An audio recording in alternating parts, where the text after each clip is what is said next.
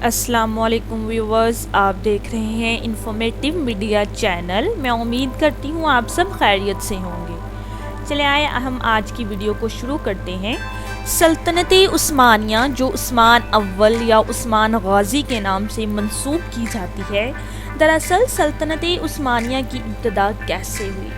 عثمان اول کون تھا اور اس کا تعلق کس قبیلے سے تھا، اور ایک خانہ بدوش قبیلے نے تاریخ کی سب سے بڑی مسلم سلطنت کی بنیاد کیسے رکھی؟ ان سارے سوالوں کے جواب اس ویڈیو میں ہے، لہٰذا اس ویڈیو کو اینڈ تک دیکھیے۔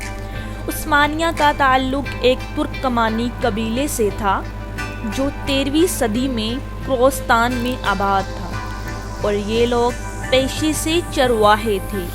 سن 1220 میں جب منگولیوں نے چنگیز خان کی قیادت میں عراق اور ایشیا پہ حملہ کرنا شروع کیے تو عثمان کا دادا، جس کا نام سلیمان تھا، اپنے قبیلے کے ساتھ ہجرت کر کے کوروستان سے اخلات کے شہر آ جاتا ہے اور اس کو اپنا مسکن بنا لیتا ہے۔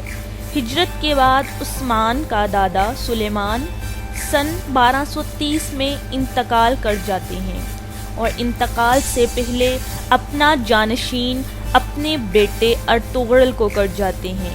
والد کے انتقال کے بعد ارطغرل اناضول کے شہر اخلات سے شمال مغرب کی طرف مسلسل بڑھتا رہا۔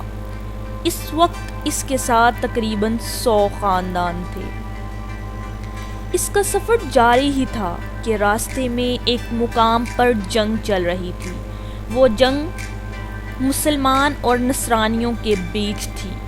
ارطغرل کے پاس ایک ہی راستہ تھا کہ وہ آگے بڑھے اور اپنے ہم مذہب لوگوں کی مدد کرے، لہٰذا عثمان کے والد ارطغرل نے یہی کیا اور نصرانیوں پر بڑی بہادری سے حملہ کیا، تو بروقت حملے کی وجہ سے مسلمانوں کو فتح نصیب ہوئی۔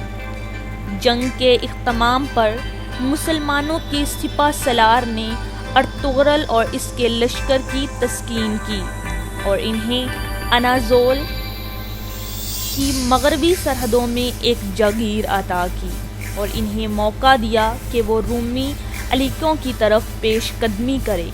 پیش قدمی کو جاری رکھتے ہوئے سلجوقی سلطنت کی توسیع کا موجب بنے، اور اس طرح مسلمانوں کے سپہ سالار کو اپنے زیر اطاعت رہنے والا ایک اتحادی بھی مل گیا تھا۔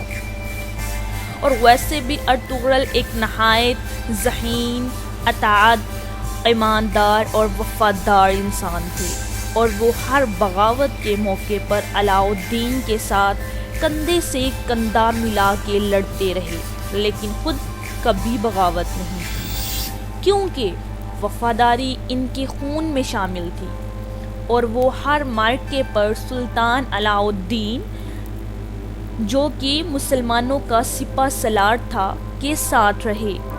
1258 میں چنگیز خان کے پوتے ہلاکو خان نے بغداد پر حملہ کر کے صحیح معنوں میں خون کی ندیاں بہا دیں۔ اس نے نوجوانوں کو قتل کر کے ان کی کھوپڑیوں کو مینار بنائے، عورتوں اور بچوں کو قید کر لیا، علم و فنون کی کتابوں کو آگ لگا دی اور انہیں پانی کے اندر بہا دیا، جس کے بعد ایسا لگا کہ مسلمان ایک قوم کے طور پر کبھی بھی تاریخ میں اپنا کھویا ہوا مقام حاصل نہیں کر سکیں گے۔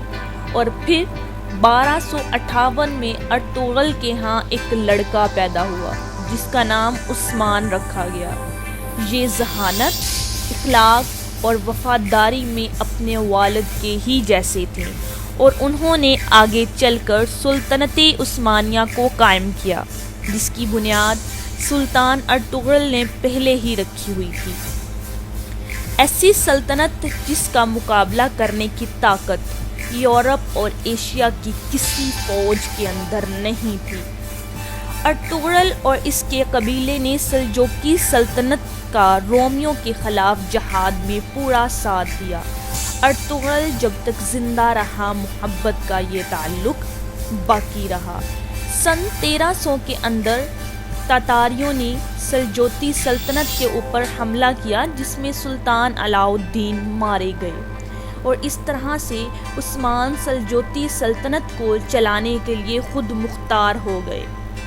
اسی موقع کا فائدہ اٹھا کر ترک سرداروں نے رومی سلطنت کے ساتھ مل کر سلجوقی سلطنت پر حملہ کر کے اسے ختم کرنے کا منصوبہ بنایا، جو کہ ان کی سب سے بڑی غلطی ثابت ہوئی، کیونکہ اس کے بعد عثمان نے ان کے ایک ایک علاقے فتح کرنا شروع کر دیے۔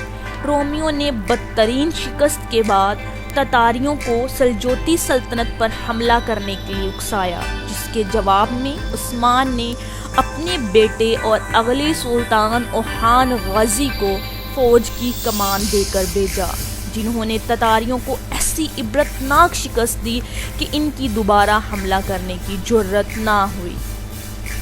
سلطان عثمان کو ترکی کے موجودہ شہر بروسا میں دفن کیا گیا۔ جب عثمان اول کا 1324 میں انتقال ہوا تب اس کی سلطنت کا کل رقبہ 16,000 مربع کلومیٹر تھا۔ عثمان غازی یا عثمان اول کی آخری آرام گاہ ترکی کے شہر بورسا میں ہے۔ اگر آپ کو میری یہ ویڈیو اچھی لگے تو پلیز اس کو لائک اور سبسکرائب کرنا نہ بھولیے، اور ساتھ ہی بیل آئیکن کا بٹن دبا دیں تاکہ میرے آنے والی ہر ایسی انفارمیٹیو ویڈیو آپ کو سب سے پہلے دیکھنے میں فری میں مل سکے۔